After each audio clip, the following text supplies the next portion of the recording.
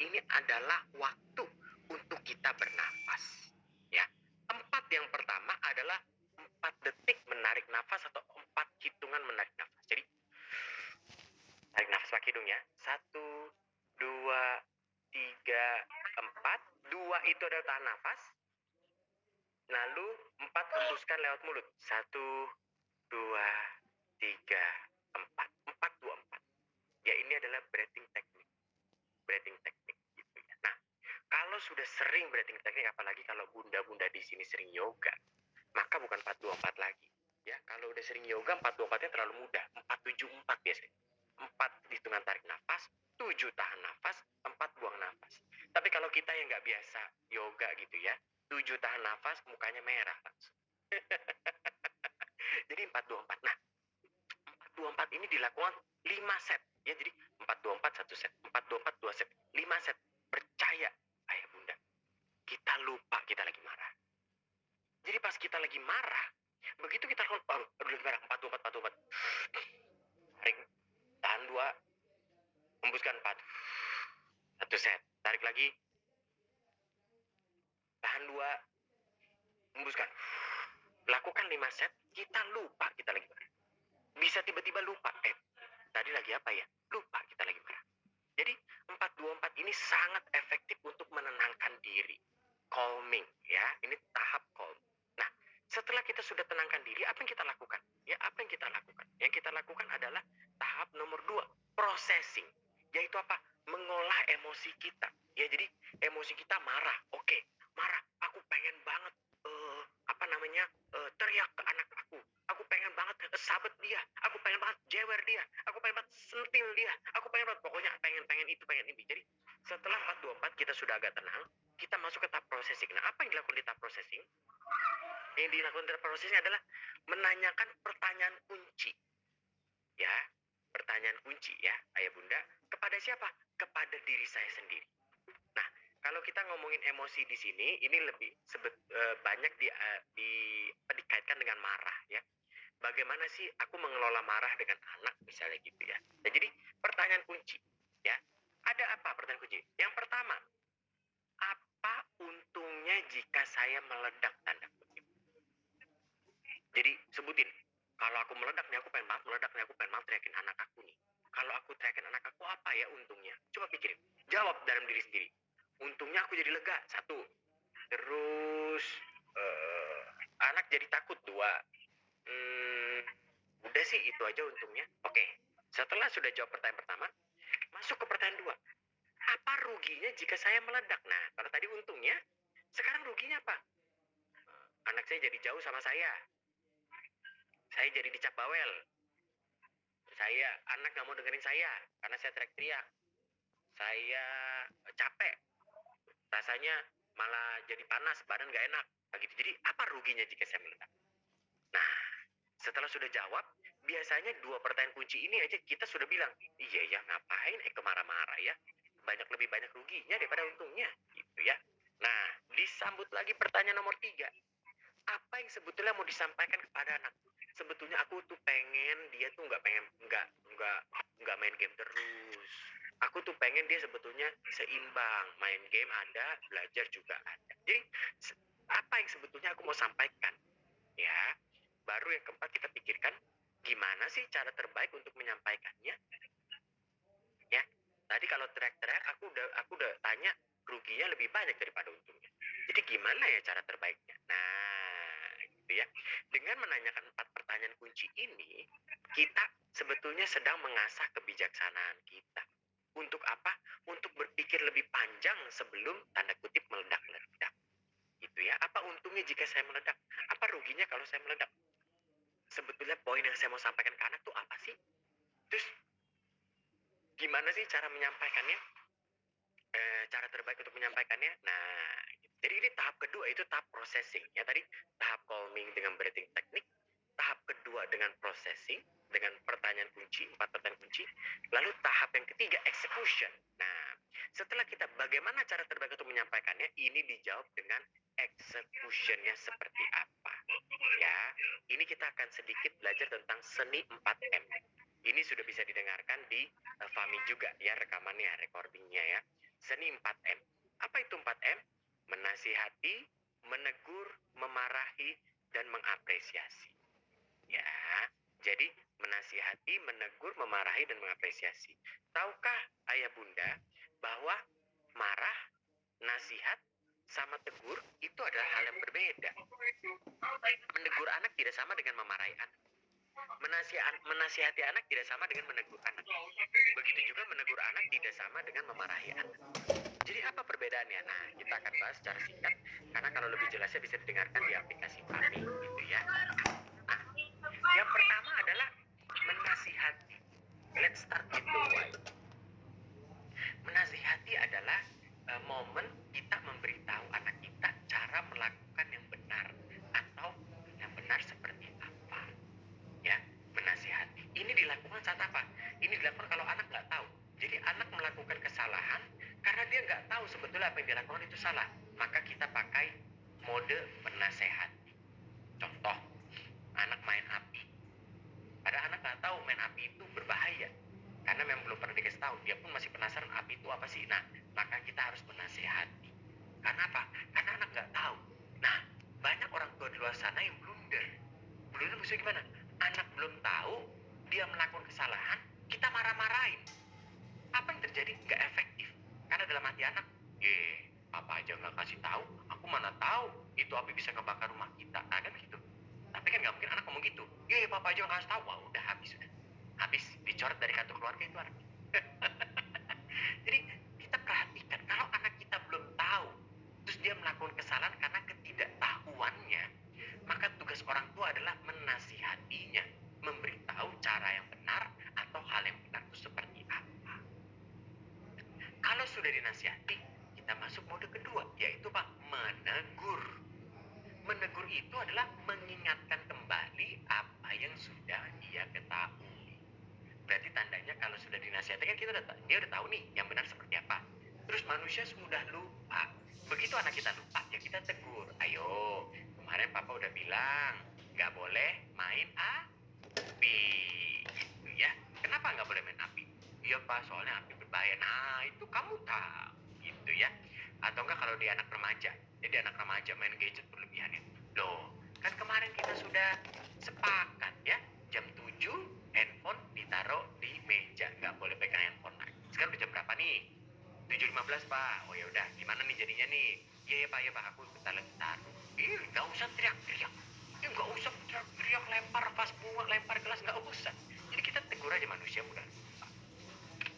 Yang ketiga, memarahi. Kapan kita harus memarahi? Di saat apa yang dilakukan anak kita itu sudah mulai membahagiakan lagi, membahayakan dirinya atau membahayakan orang-orang di sekitarnya. Contohnya, main game sampai subuh, jam 2, jam 3, kurang tidur, besok mau bangun sekolah, bangun pagi, nggak bisa bangun. Itulah saatnya kita marah.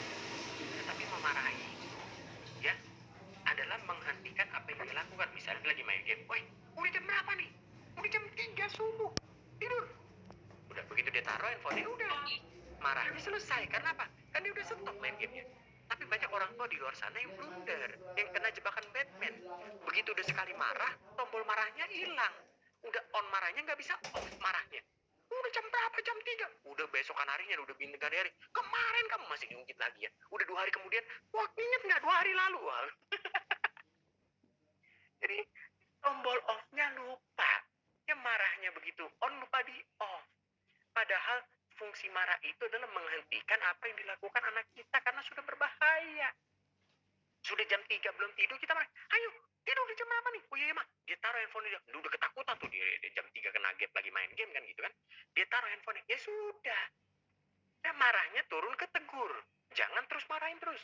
Ya, Bobby harus belajar ya.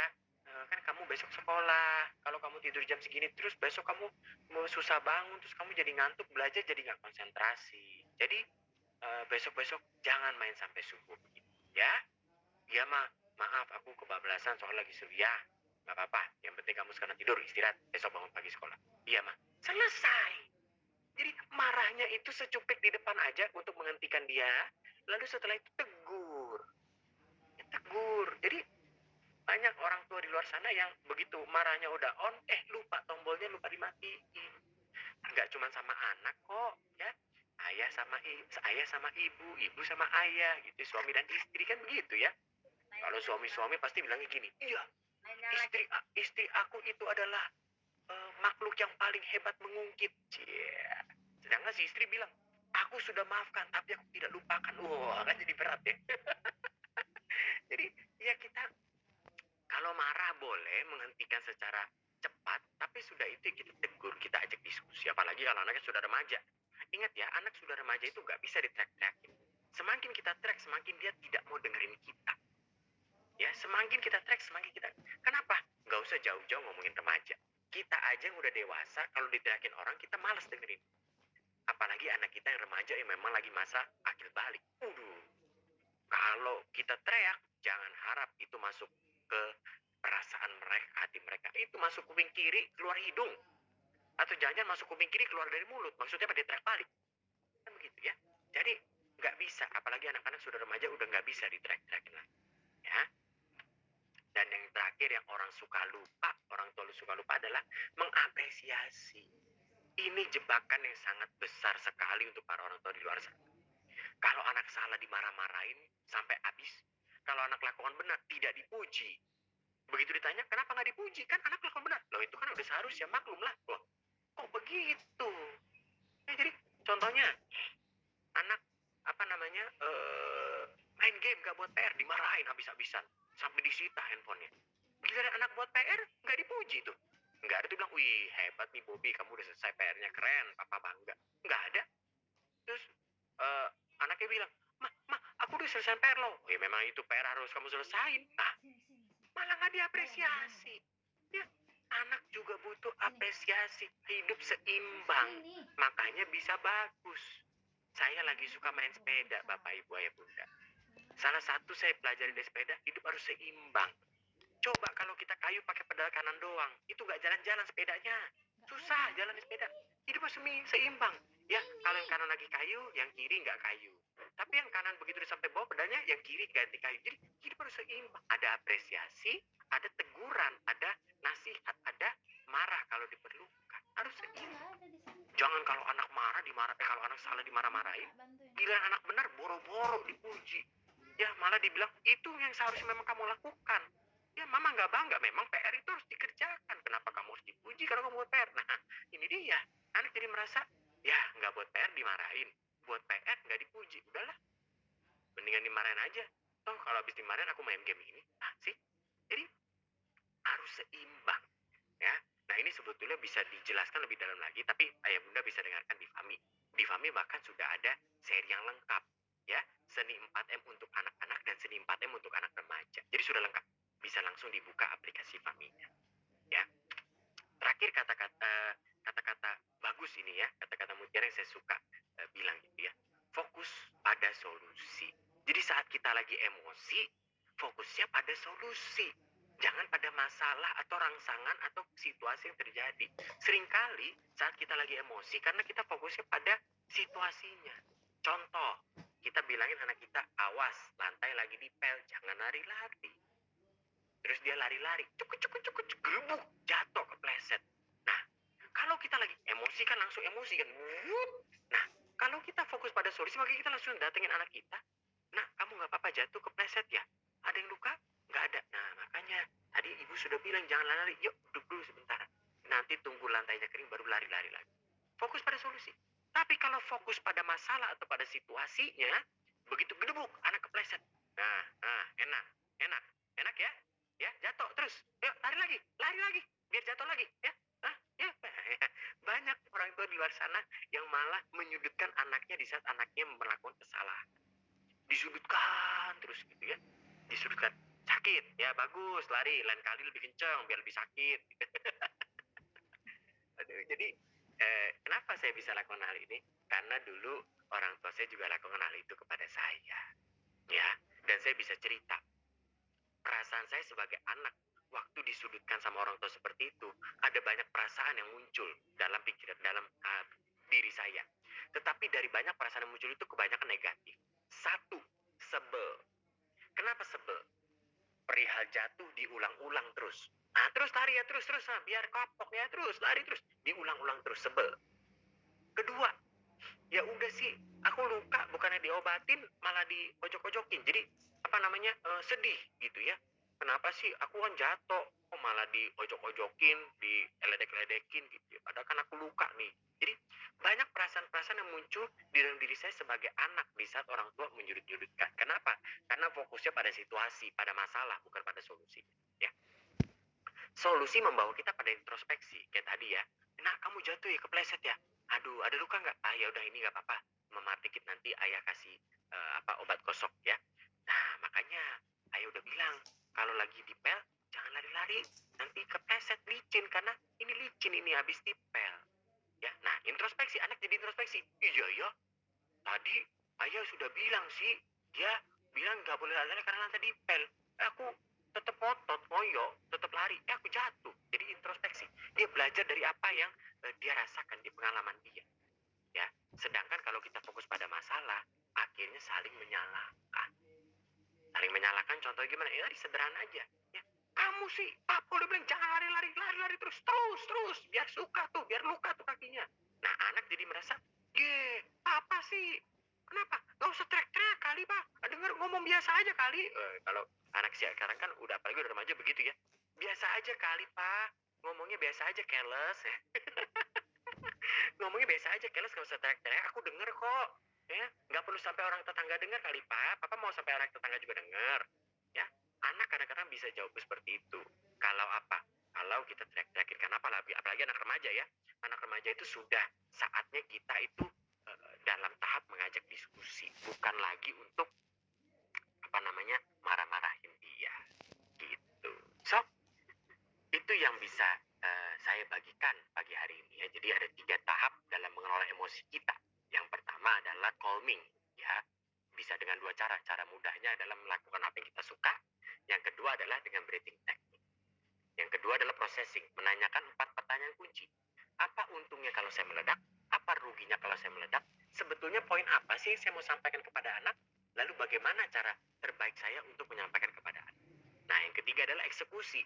Yang mana yang harus saya pakai? Apakah nasihat karena anak melakukan kesalahan karena dia tidak tahu atau belum tahu? Atau menegur, dia sebetulnya tahu tapi dia masih lakukan? Atau memarahi karena apa yang dia lakukan sudah mulai berbahaya? Dan jangan lupa, kalau anaknya melakukan hal yang baik, kita jangan lupa apresiasi. Ya, ini ada cara yang sebetulnya saya lakukan juga di rumah.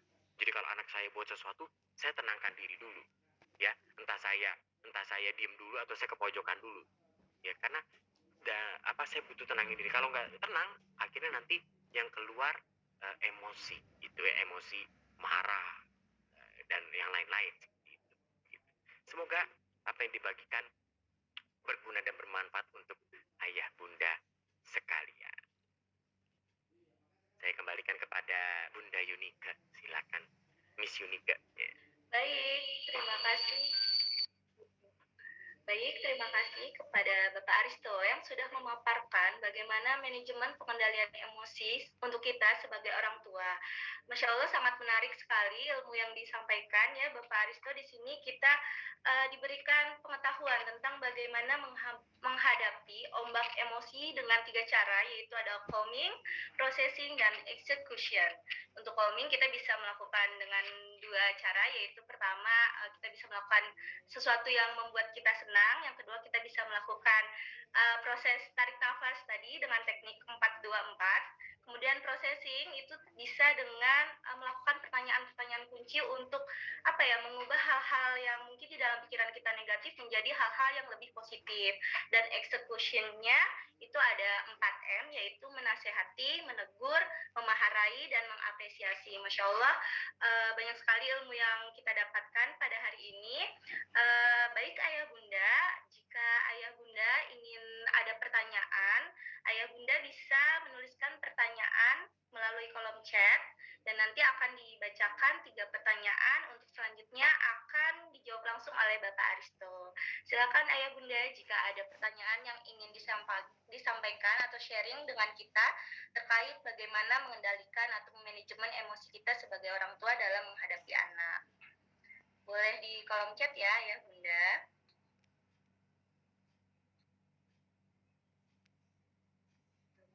Sambil menunggu Miss Yunika, Iya, Bapak.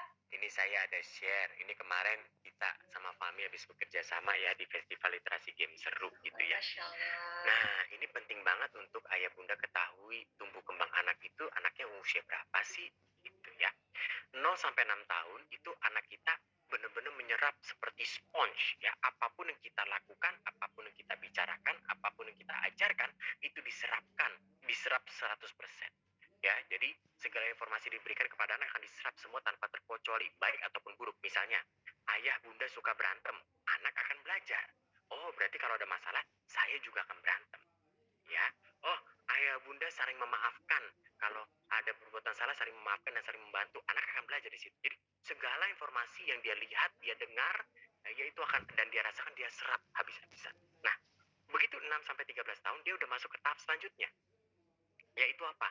Kita nggak bisa ajarin anak satu arah lagi. Tapi kita ajarkan anak dengan memberikan contoh, yaitu dengan repetisi pengulangan. Ya, contohnya, makanya 6-13 tahun ini sangat baik sekali untuk membangun habit. Ya, membangun habit misalnya bangun pagi, habis bangun pagi mandi, ada itu olahraga sedikit, terus mandi, terus sarapan, terus beraktivitas sekolah atau bekerja. Jadi, anak akan belajar dengan melakukan langsung. Ya, ini akan membentuk habit karena dilakukan secara diulang-ulang repetisi. Nah, yang menarik adalah setelah di atas 13 tahun atau sudah masuk usia SMP, 13 sampai 18 tahun, informasi itu akan mudah diterima anak jika melalui proses diskusi. Karena apa? Di usia 13-18 tahun, anak sudah merasa dia sudah dewasa. Dia merasa bahwa dia sudah bisa mengambil keputusan sendiri. Ingat ya, kata kunci adalah dia merasa. Ya, meskipun kadang-kadang apa yang diambil keputusannya masih salah. Karena apa? Karena dia baru merasa dia mampu ambil keputusan sendiri. Nah, kalau sudah begini kita sudah harus diskusi. Kita nggak bisa lagi cecer. Pokoknya nggak boleh. Dia udah nggak bisa terima. Kenapa Pak nggak boleh? Coba alasannya apa Pak? Dia bisa begitu. Karena harus pakai proses diskusi. Menurut kamu jam berapa sih kita pegang handphone terakhir? Jam 11 malam Pak. Oh, kok malam banget? Kenapa jam 11 malam menurut kamu? Iya, soalnya kan aku begini-begini. Aku mau main game apa Pak? Boleh nggak sih kalau kita jam 9? Nah, diskusi.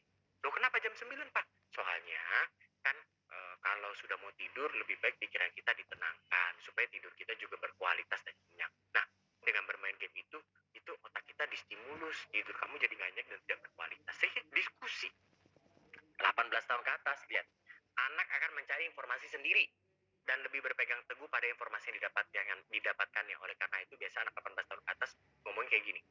Emang kayak gitu, Pak? Emang kayak gitu, Mah? Kayaknya nggak gitu deh. Nah, karena dia udah cari informasi sendiri. Yang aku cari, ya aku baca begini loh, Pak. Nah, oleh karena itu, 18 tahun ke atas kita udah layaknya sebagai sahabat. Ya, bertukar pikiran. Ya, bertukar pikiran. Oh gitu ya. Kamu baca dari mana? Dari sini. Coba Papa juga mau baca dong. Bertukar pikiran kayak sahabat. Kita kan nggak pernah marahin sahabat yang kita kan gara-gara beda pendapat. Iya lu salah nggak begitu. Kita kan nggak pernah gitu sama sahabat kita. Nah, sama anak kita yang usia 18 tahun ke atas kita juga nggak bisa begitu lagi. Jadi kita sudah harus sebagai sahabat. Nah gitu kira-kira supaya kan saya nggak tahu nih ayah bunda di sini anaknya usia berapa, dari sini minimal ada pedoman. Kira-kira anak aku ini di usia berapa sih dan apa yang harus aku lakukan untuk bisa menanamkan nilai-nilai positif kepada anak gitu. Terima kasih Bapak Aristo. Alhamdulillah ini Bapak sudah ada pertanyaan yang masuk dari Ibu Nurjana. Dari Ibu Nurjana, pertanyaannya, Assalamualaikum, bagaimana menghadapi anak yang lagi ada masalah pribadi dan bagaimana cara menegurnya dalam hal ini anak-anak remaja yang sekarang ini banyak sekali menghadapi permasalahan pribadi tetapi tidak mau diungkapkan kepada orang tua. Nah, itu kira-kira bagaimana ya, Pak? Kita tampung dulu atau bisa langsung dijawab, Bapak Aris? Kedengeran nggak sih suara aku? Oh, Bapak Kedengeran, Miss? Terserah, Oh, Miss. iya. Mau ditampung atau jawab salah satu, terserah, Miss. Satu persatu saja ya, Pak. Satu persatu, Bisa boleh? langsung Oke. dijawab untuk pertanyaan yang pertama. Iya, ini Dari saya Ibu senang Nurjana. banget di pertanyaan pertama ini. Bagaimana menghadapi anak yang sedang ada masalah pribadi, apalagi anaknya usia remaja yang banyak masalah pribadi, mulai dari asmara gitu ya, sekolah begitu ya. Jadi bagaimana? Tetapi nggak mau diungkapkan ke orang tua. Nah, sebetulnya ini kemarin baru saja saya take audio recording untuk menjawab pertanyaan ini. Jadi nanti Semoga cepat naik ke FAMI ya dan bisa didengarkan berkali-kali gitu. Tapi saya jawab di sini. Nah, kalau sana anak sudah remaja, tadi kita lihat ya, usia 13 tahun ke atas, dia sudah merasa bisa menyelesaikan masalah sendiri. Ya, dan dia sudah mulai mencari sendiri, dia mulai lebih dengerin temennya daripada dengerin papa mamanya, ya. Tapi bagaimana sih kok anak nggak mau terbuka sama orang tua? Nah, ini sebetulnya terbuka ini itu sesuatu yang diusahakan. Keterbukaan orang tua dan anak itu adalah sesuatu yang diusahakan. Dari mana? Dari kecil. Tapi kalau sudah remaja masih bisa diusahakan. Caranya gimana? Terbuka terlebih dahulu. Ya, keterbukaan itu ibarat kayak bibit. Ya, bibit tanaman. Ada biji, ditanam, disiram, lalu dia tumbuh. Ya, sama seperti keterbukaan itu seperti itu. Bibit itu maksudnya kita terbuka lebih dahulu sama anak. Ya, kita bagaimana anak tahu kita terbuka? Kita bisa ngomong apa saja sama anak tanpa ada yang ditutup-tutupi.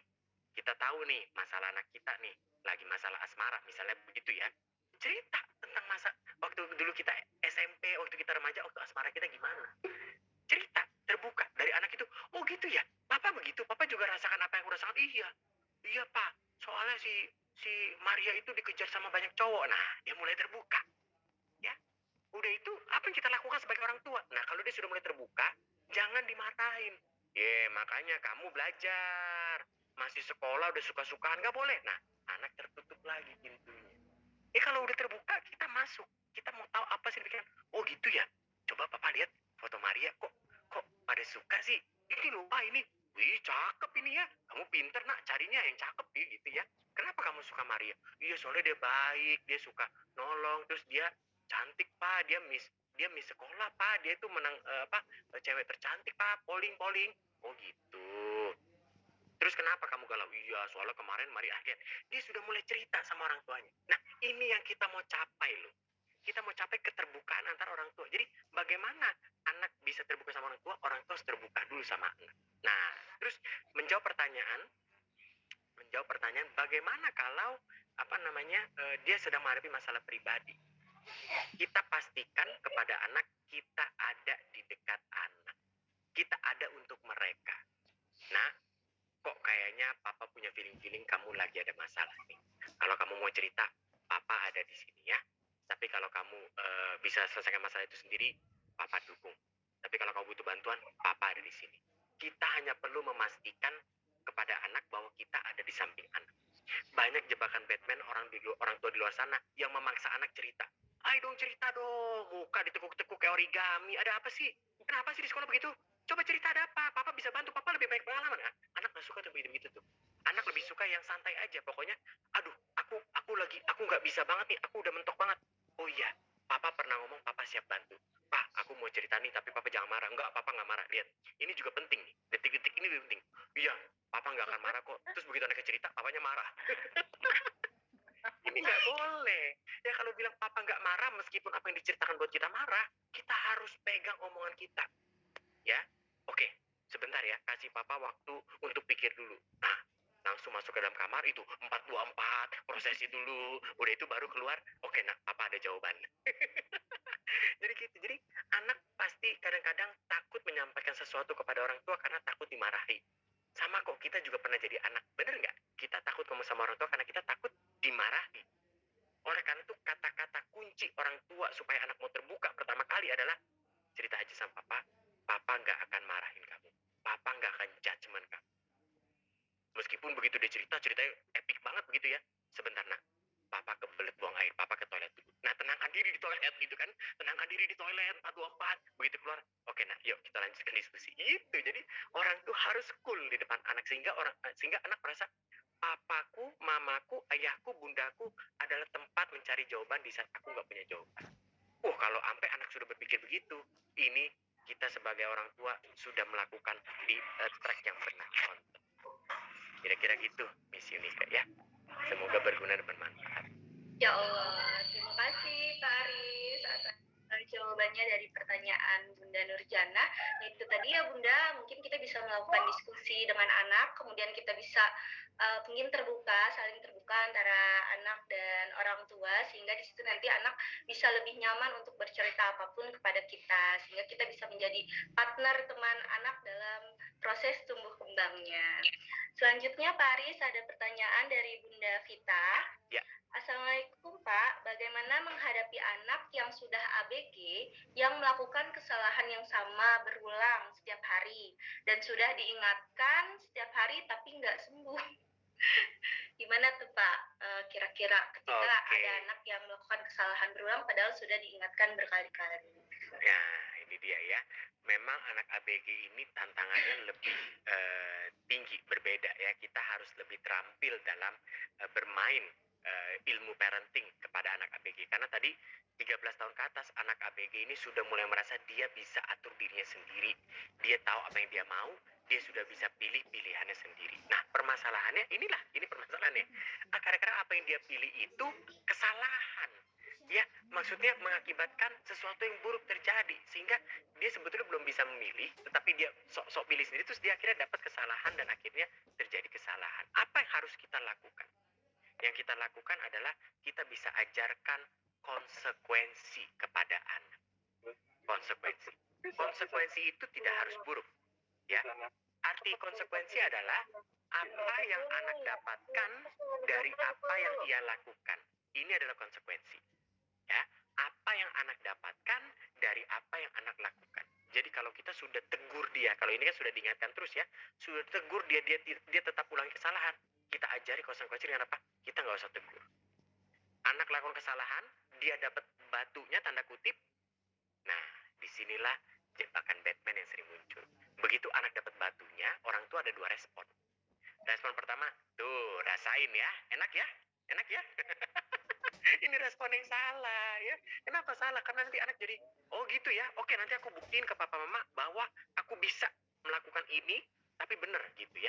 Jadi respon yang pertama gitu. Respon kedua adalah, ya ampun nak, apa yang bisa papa bantu? Ya, kembali lagi memberitahu kepada anak kita, ayah dan bundanya ada di saat anak butuh bantuan, saat dia melakukan kesalahan apa yang dia buat sendiri. Dari sini anak akan belajar bahwa, udahlah, besok-besok aku nggak mau lakukan itu lagi. Ingat, kalau anak sudah belajar dari yang namanya konsekuensi, nggak perlu kita sampai ngerocos sampai berbusa. Anak nggak mau lakukan hal itu lagi. Karena apa? Karena anak sudah kena batunya. Pak, tapi gimana Pak? Kok anak kalau udah kena batunya itu kok tetap ngulangin terus? Nah, berarti batunya kurang gede. Batunya kurang gede, bener. Kadang-kadang kan kita gitu. Kita juga orang dewasa gitu kan. Ya, misalnya contohnya naik motor, ya, lawan arah sedikit lah daripada muternya jauh gitu ya.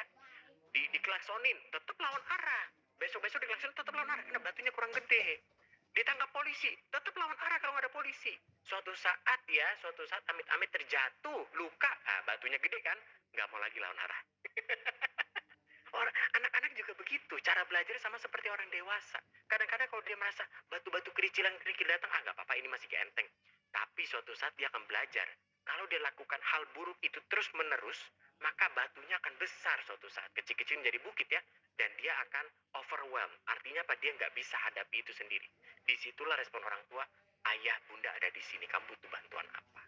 Tetapi, ya, ada pagar-pagar yang memang kita sudah harus, pagari sejak dini. Misalnya apa?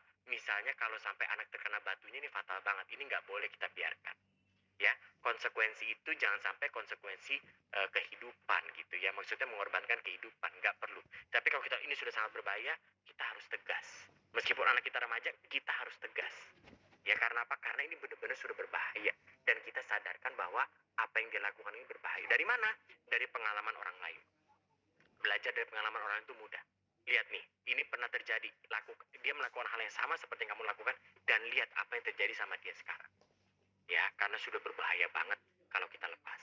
Tapi kalau masih konsekuensi kayak nggak bisa bangun pagi lah, dibangunin susah lah, biarin dia telat sekolah, dimarahin guru, nggak apa-apa. Biar dia belajar konsekuensi sendiri. Seperti itu. Semoga berguna dan bermanfaat. Terima kasih Pak Aristo. Itu tadi ya Bunda, mungkin kita bisa disesuaikan terhadap usianya. Mungkin Ananda bisa diberikan konsekuensi, tetapi tetap konsekuensi itu sesuai batasannya ya Bunda ya. Seperti itu ya Pak. Yes. Selanjutnya, ini banyak sekali pertanyaan yang masuk Pak. Ini Semangat. dari Bunda Zizi. Selamat pagi Pak Risto, saya Anindita, ibu dari 3 anak. Anak saya yang kedua dan ketiga kembar. Usia mau 7 tahun, laki-laki. Saat kembar berantem, dua-duanya, sebentar Pak.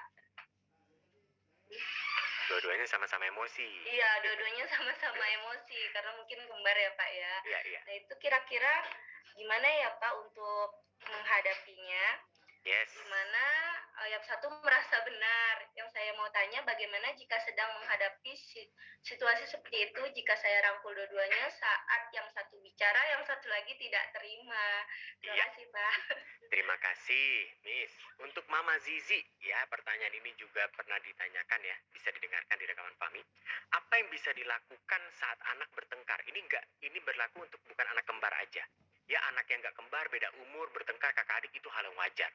Ya tapi bagaimana saat kakak adik ini mulai bertengkar? Siapa yang harus dirangkul? Siapa yang harus dibela?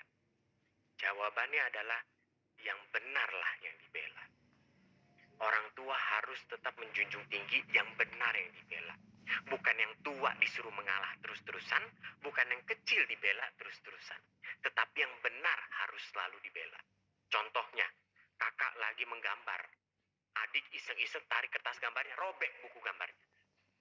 Ya kan, akhirnya berantem. Yang dibela adalah siapa? Kakaknya. Karena yang salah adiknya. Orang kakaknya lagi gambar asik-asik, adik tarik, robek buku gambarnya. Tapi seringkali kakaknya disuruh mengalah. Udahlah kak, gambar lagi aja, kamu ambil kertas lagi, gambar lagi. Nah, si adik merasa besar kepala. Ya, nanti si kakak merasa, udahlah, mama memang begitu, dede terus yang dibela. Nah, akhirnya apa? Akhirnya anak merasa kurang disayang. Merasa anak lebih dibela sama adik lebih dibela sama ayahnya atau ibunya. Jadi jawabannya adalah yang benar lah yang dibela. Tapi kalau yang gak dibela nangis, itu konsekuensi. Kita tegur karena dia melakukan kesalahan. Gitu. Jadi yang dibela adalah yang benar. Bagaimana kalau dua-duanya benar? Ya kalau dua-duanya benar nggak ada yang salah, nggak berantem lah. Itu kan berantem karena pasti satu ada yang salah dan yang satu merasa benar dan merasa terzolimi, kan begitu ceritanya ya. Jadi yang dibela adalah untuk Mama Zizi yang benar yang dibela, bukan yang besar, bukan yang kecil. Jadi yang dibela adalah yang benar. Gitu ya. Ini kata-kata saya suka banget. Yang besar tidak harus selalu disuruh mengalah, yang kecil juga tidak selalu benar. Tetapi yang benarlah yang ayah bunda bela. Supaya apa? Yang merasa benar mendapat apresiasi karena kita bela, karena aku benar. Yang tidak benar mendapatkan konsekuensi, belajar. Oh, ya aku salah. Gitu. Itu untuk Mama Zizi. Terima kasih Bapak Aris atas pemaparan jawaban atas pertanyaan dari Bunda Zizi. Jadi kita bisa membela anak kita yang posisinya itu memang ketika benar bisa kita bela, dan yang salah itu bisa diberikan nasihat atau diberikan konsekuensi jika memang belum bisa menerima atas kesalahannya. Selanjutnya ada dari Bunda Milasari. Assalamualaikum Pak, bagaimana cara mengatasi anak yang seperti tertekan lihat mukanya kayak takut lihat saya kalau pas mereka sebentar Pak melakukan kesalahan. Iya, mereka melakukan kesalahan. Bagaimana akan mereka merasa di rumah ini asik gitu ya? Oke.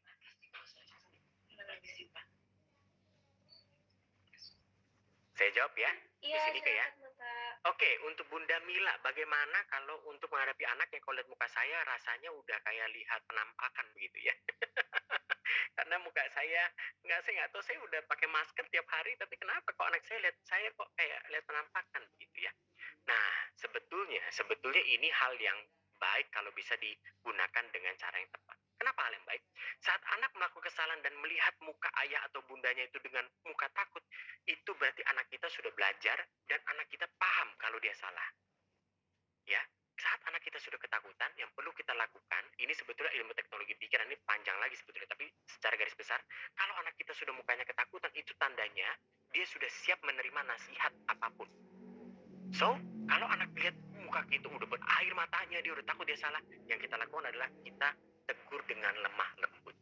Nah, gak apa-apa, ya. Dari sini kamu belajar ya, besok-besok kamu lagi. Iya, mak, akhirnya dia nangis. Ya, jangan lihat mukanya ketakutan, kita semakin, nah. Jangan begitu ayah bunda ya. Kalau lihat anak kita mukanya udah ketakutan, ya sudah. Kita langsung, nah ya sudah gak apa-apa, sini papa peluk ya. Gak apa-apa, ya nanti kita betulkan sama-sama. Besok-besok kamu jangan lakukan ini lagi. Itu sudah tepat sasaran banget. Karena pikiran anak sudah terbuka. Waktu dia ketakutan itu pikiran anak sudah terbuka. Tinggal kita masukin. Nah yang kita masukin apa? Nasihat atau marahan. Nah ini beda. Kalau nasihat maka dia akan tangkap itu dengan baik. Kalau marahan dia akan merasa, oh, memang aku salah lah, memang aku pantas dimarahin lah, memang aku lah, lihat dia akan ada masalah lainnya tadi kemudian hari. Ya jadi begitu anak lihat kita dengan muka kesalahan, udah kita dengan senyum lemah lembut peluk, kita nasihati dia dengan lemah lembut. Itu yang harus dilakukan. Ya kalau kita lakukan itu dengan konsisten, maka anak nanti melakukan kesalahan dia bisa minta maaf sendiri. Ma, aku mau ngaku salah, aku begini-begini, begitu ya, begitu. Terima kasih Bapak. Berarti kita bisa merangkul anak terlebih dahulu ya Pak, Ya. untuk agar mereka merasa nyaman terlebih dahulu melakukan pendekatan-pendekatan Ya. pada anak agar suasana di rumah pun bisa lebih mengasyikan. Betul. Selanjutnya pertanyaan dari Bunda Zakia, bagaimana cara kita mengimbangi emosi dikala kita itu single parents, sementara kita harus mengurus all include tanpa asisten?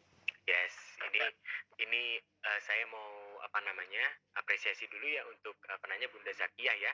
Menjadi single parents itu bukan hal yang mudah ya, karena menjadi single parents itu harus menjalani dua peran, peran ayah dan peran ibu. Ya, atau sebetulnya peran ayah dan peran ibu itu kalau dipecah lagi, peran kasih dan peran tegas. Ini harus penting. Ya, harus seimbang.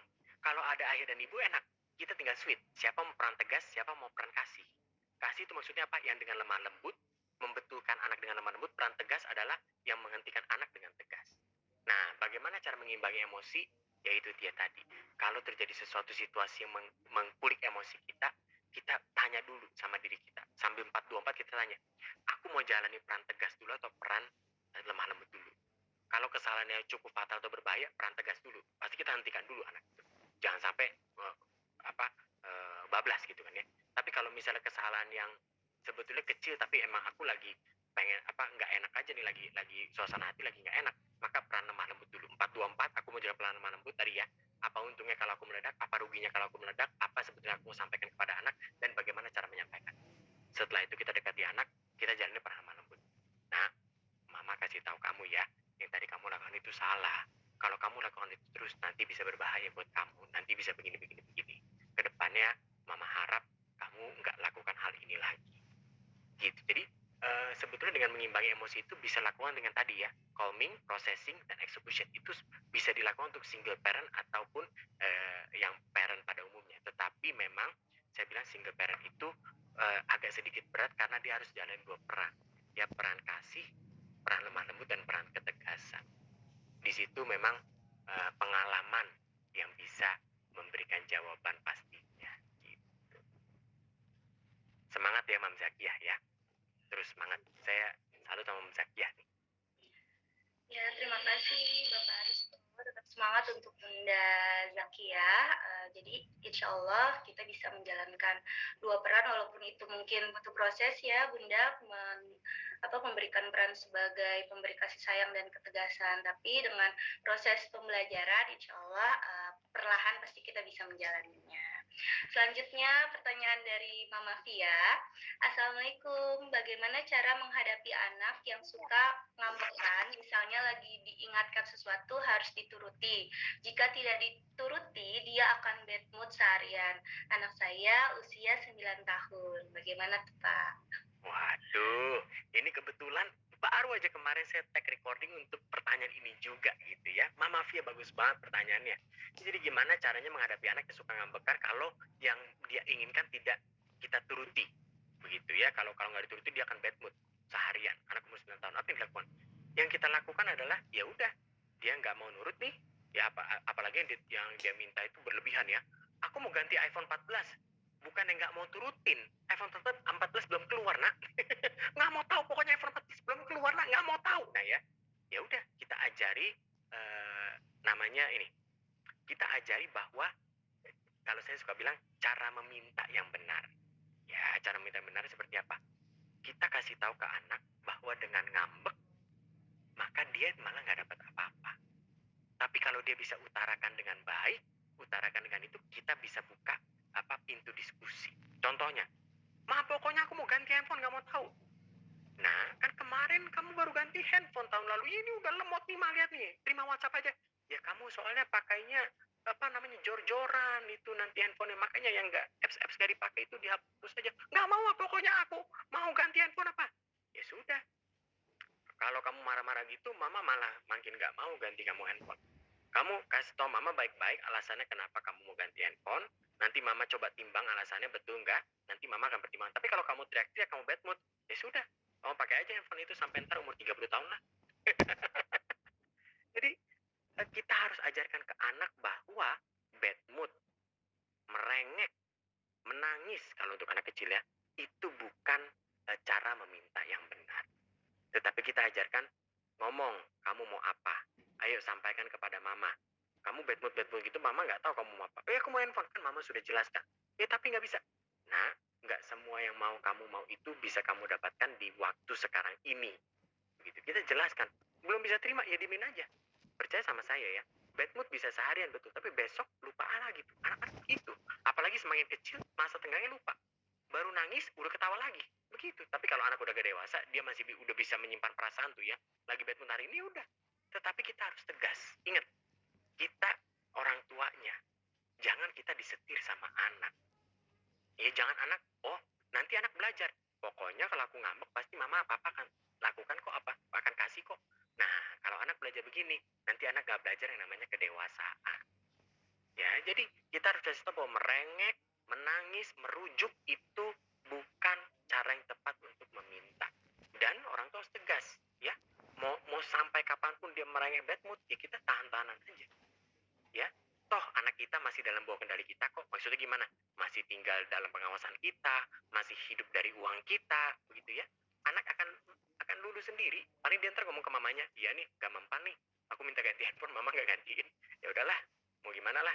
Gitu. Nah dari situ, saat anak sudah meredah, barulah di sini peran orang tua untuk memaksimalkan kinerja anak bisa kita lakukan. Kamu mau ganti handphone, ya udah. Ranking 5 besar Mama ganti handphone. Nah, disitulah peran untuk meningkatkan kinerja anak kita bisa lakukan. Ya, jadi jangan kalau merujuk merengek, memang orang tua tuh kadang-kadang hatinya tuh merasa diiris-iris. Nggak tega lihat anak nangis. Tetapi ini untuk kebaikan anak, supaya anak belajar. Ingat ya, nanti anak sudah dewasa, mau merengek sama siapa dia? Dia mau naik gaji merengek sama bosnya. Ayolah bos, naikin gaji. Nggak bisa, nggak mempan. Ya jadi anak harus belajar dari kecil, merengek, merajuk, menangis tidak bisa menjawab masalah atau keinginan dia. Kira-kira gitu untuk Mama Fia ya. Baik, terima kasih Bapak. Jadi kita bisa mengajarkan kepada anak bagaimana etika ketika meminta sesuatu. Kita berikan pengertian terlebih dahulu kepada anak tersebut bahwa dengan merengek, merajuk itu bukan cara yang tepat untuk meminta. Seperti itu ya. Selanjutnya ada pertanyaan dari Bapak Solehudin Murti, Pak. Assalamualaikum, terima kasih atas kesempatannya menimba ilmu. Izin bertanya, kami punya 2 anak laki-laki. Anak pertama usia 4 tahun 7 bulan, anak kedua 2 tahun 5 bulan. Pertanyaannya, bagaimana menghadapi siklus anak-anak tantrum dan berantem? Si adik ngusilin si kakak dan berakhir berantem atau sebaliknya. Untuk pertanyaan keduanya, si kakak karakternya diam dan fokus. Nah, ketika mau sesuatu sulit sekali untuk menggali kemauannya apa. Apakah ada tips dan triks untuk masuk dan komunikasi ke diri si anak?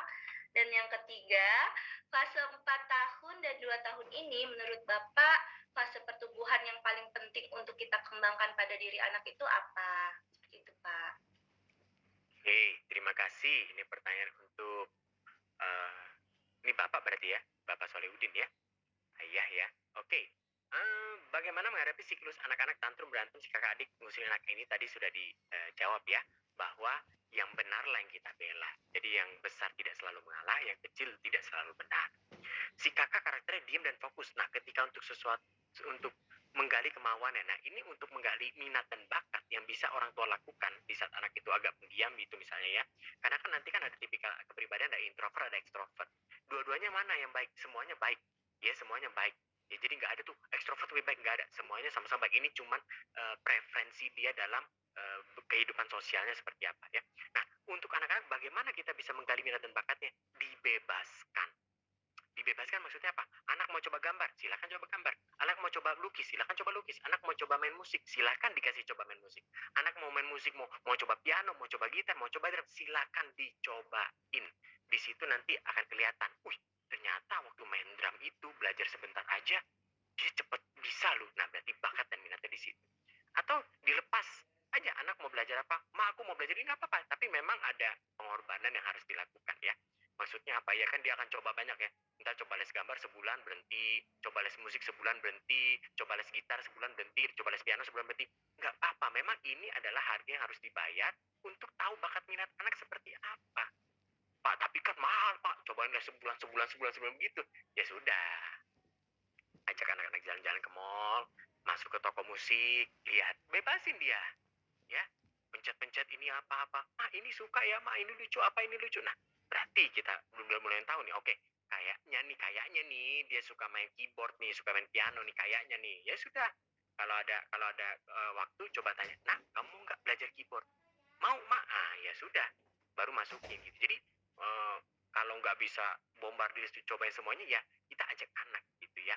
Kita ajak anak sama-sama coba menggambar, kita ajak anak ke toko musik, kita ajak anak bertualang di depan. Siapa tahu hobinya tuh olahraga, ya kan, main bola, main basket, main sepeda, kita nggak pernah tahu, bulu tangkis dan kawan-kawan. Jadi dibebaskan, anak umur segini bener-bener dibebaskan aja, asal tidak berbahaya. Kayak anak saya ya, mau apa aja saya bebasin. Dia mau mewarnai saya bebasin, dia mau main pasir saya bebasin, dia mau main slam saya bebasin, ya, asal dalam taraf aman dan pengawasan orang tua. Jadi supaya kita bisa tahu, kayak sekarang saya tahu nih, anak saya ini apa bakatnya itu di mewarnai dan di membuat sesuatu di sains gitu. Dan di situ saya tahu nanti berarti kalau anak sudah agak gede dikit saya mau kasih les dia ke les sains deh misalnya. Jadi di situ kita bebasin. Ya jangan kalau kata Rinso gitu ya, ya nggak ada noda nggak belajar, jangan gitu ya. Mau main stab jijik, lengket-lengket gitu, jangan main gitu, nah jijik ya. Main pasir, aduh kotor aja. Anak nggak belajar, anak nggak tahu bakat minatnya di mana. Jadi bebasin aja gitu ya. Jadi bagaimana caranya? Bebasin aja. Nanti di situ anak akan preferensi, dia kok kayaknya ke sini terus, setiap dibebasin dia ke arah ini terus. Nah di situ berarti bakat minatnya. Yang ketiga, fase 4 tahun 2 tahun ini menurut Bapak fase apa yang paling penting dikembangkan kepada anak? Nah, fase 4 dan 2 tahun ini yang paling penting adalah fase respect. Respect ya. Respect maksudnya gimana? Menghormati, dan dia menghormati orang-orang di sekitarnya. Fase ini paling penting. Kenapa? Karena fase respect ini nanti kalau sudah agak dewasa agak susah ngajarinnya. Jadi fase respect ini itu sangat sangat bagus banget diajarkan di anak-anak. Sama orang tua harus manggil kalau ketemu, pagi om atau apa, mau makan, om makan, tawarin. Ini yang dari kecil harus ditanamkan. Respect. Jadi dengan cara apa? Dengan cara kita juga lakukan. Ya, mertua kita datang, kita panggil, ma, pa, selamat datang gitu ya. Ayo Bob, panggil oma, panggil oma, panggil emak gitu ya. Panggil kakek, dia panggil. Jadi respect ini penting banget. Ya kenapa respect itu penting? Karena respect ini adalah jalur utama dari nanti kehidupan sosial dia di kemudian hari. Kehidupan sosial maksudnya apa? Bagaimana dia membawa diri kalau di lingkungan sosial. Ya, bagaimana dia berbicara di lingkungan sosial. Jadi respect ini penting banget ditanamkan di usia 4 dan 2 tahun ini. Itu karena sudah banyak orang-orang yang sudah SMP, SMA justru orang tuanya mengeluh. Pak, gimana ya kok anak saya kok kayaknya agak kurang ajar. Jangankan orang tua, guru-gurunya yang kadang-kadang ngeluh sama kita. Ini anak-anak murid Pak, buset dah. Lebih galak daripada gurunya. Kenapa? Karena itu lupa ditanamkan respect. Karena kalau sudah besar, anak sudah memilih sendiri dia mau respect sama siapa. Nah, program respect sama siapa itu kok nggak ditanam dari kecil, nah ini bisa agak gawat kalau sudah keteteran sudah dewasa. Tapi kalau dari kecil di respect sama orang yang lebih tua harus hormat, ya sama orang ini lebih hormat. Hormat itu enggak, kenapa? Kebanyakan yang kita lihat dan kasus-kasus yang masuk ke kita, anak respect dilihat dari apa? Dilihat dari finansialnya. Ini bahaya. Ya banyak orang anak-anak remaja sekarang respect dari apa? Dilihat dari finansialnya. Ah, bapak lu nggak sekayak bapak gua nggak perlu lah gimana-gimana sama lu. Nah, lihat. Respectnya nilai dari apa? Dari materi. Kenapa? Karena waktu masih kecil jangan-jangan diajar respect tuh kayak begitu. Udahlah, kamu nggak usah gimana sama dia. Dia tuh nggak gimana-gimana tahu. Gitu. Jadi ingat, respect itu penting banget diajarkan sedini mungkin sehingga dia bisa hormat di eh, kehidupan sosialnya nanti. Kira-kira itu. Baik, terima kasih Bapak atas jawabannya. Jadi kita harus membebaskan anak-anak untuk melihat minat bakatnya dan yang paling penting adalah menanamkan karakter respect atau menghargai. Selanjutnya ada pertanyaan dari Bunda Azam. Assalamualaikum, bagaimana jika kita sebagai orang tua sudah melakukan 4M yaitu menasehati, menegur, memarahi, dan mengapresiasi kepada anak kita, tapi mereka akan mengulang lagi kesalahannya. Gimana solusinya, Kak Aristo? Terima kasih Mama Azam. Ini sudah tadi sudah terjawab juga ya. Kita ajarkan konsekuensi. Jadi kalau M 4M sudah dibablas tetap dilakukan, kita ajarkan konsekuensi. Lepas, tetapi lepasnya dalam pengawasan ya. Begitu dia kena batu, disitulah kita bisa masuk. Gitu konsekuensi. Memang kadang-kadang anak harus belajar dari pengalaman. Pengalaman apa? Apa yang dia rasakan, apa yang dia dapat atas apa yang dia lakukan. Anak belajar dari situ. Kadang-kadang anak tuh merasa yang kita nasihat itu kayak dongeng. Ah, mama lebay. Ah, papa lebay. Nggak gitu kali. Nah, kalau dia merasa lebay, nah, kita ajari namanya konsekuensi, biar anak merasa, iya ya, ternyata yang mama papa ngomong tuh benar. Gitu. Gitu untuk Mama Azam ya. Iya, tadi sudah dibahas sebelumnya ya Bunda ya. Lanjut pertanyaan berikutnya ya Pak.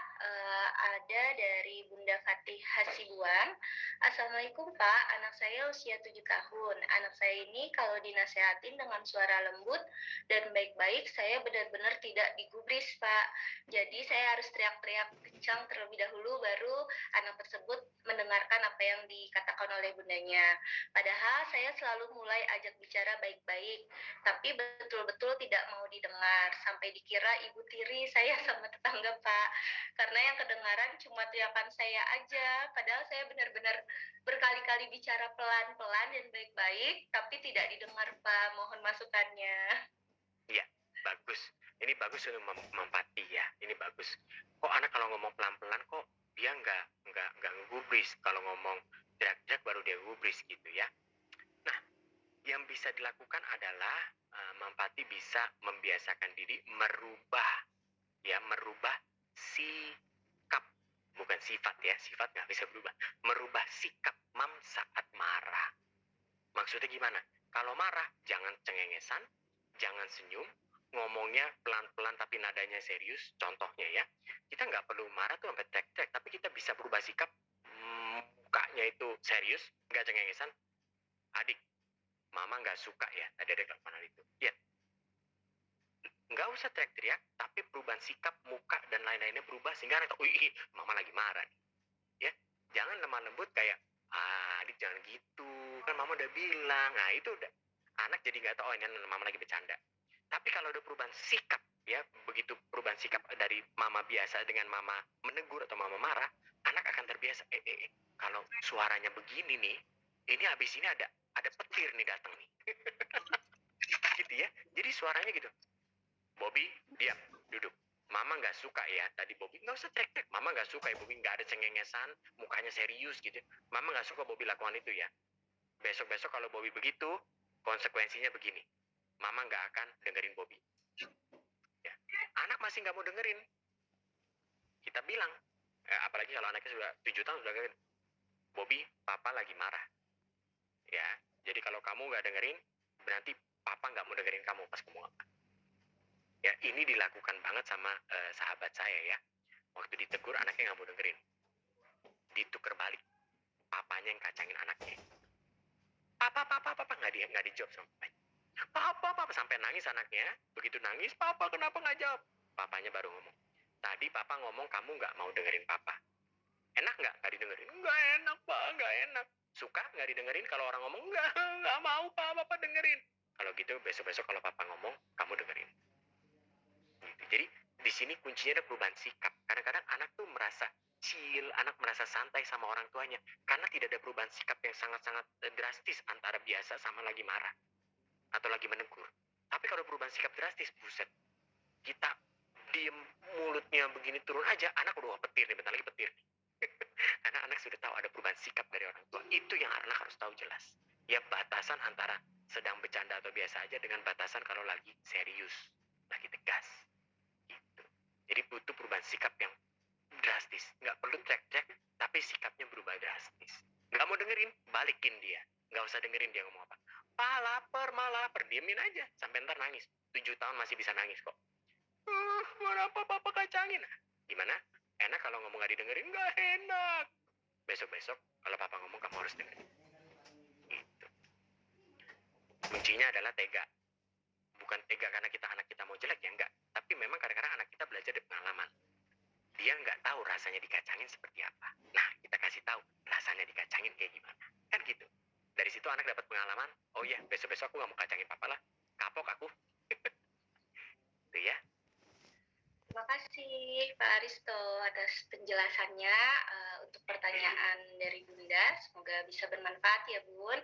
Selanjutnya Kakak, di sini ada pertanyaan dari Vivi Fatila. Assalamualaikum Pak, anak saya usia 10 tahun. Bagaimana cara menyemangati anak yang efektif ketika bermain games dia semangat? Begitu saya ingatkan untuk sholat atau belajar karena sudah waktunya tiba-tiba dia kayak menunjukkan rasa lemas, ngantuk, dan tak berdaya. Dan itu terjadi hampir setiap hari. Gak jarang juga akhirnya bertengkar dengan Bunda. Ya, Kepada Pak untuk menyemangati anak-anak. Terima kasih Mam Vivi. Ini juga pertanyaannya pernah dijawab ya di Pak Minter, bisa didengar lagi. Bagaimana kok anak kalau main game semangat banget, begitu diingatkan untuk sholat ya ampun ma langsung tuh kelemar-kelemar, goler-goleran, nggak berdaya.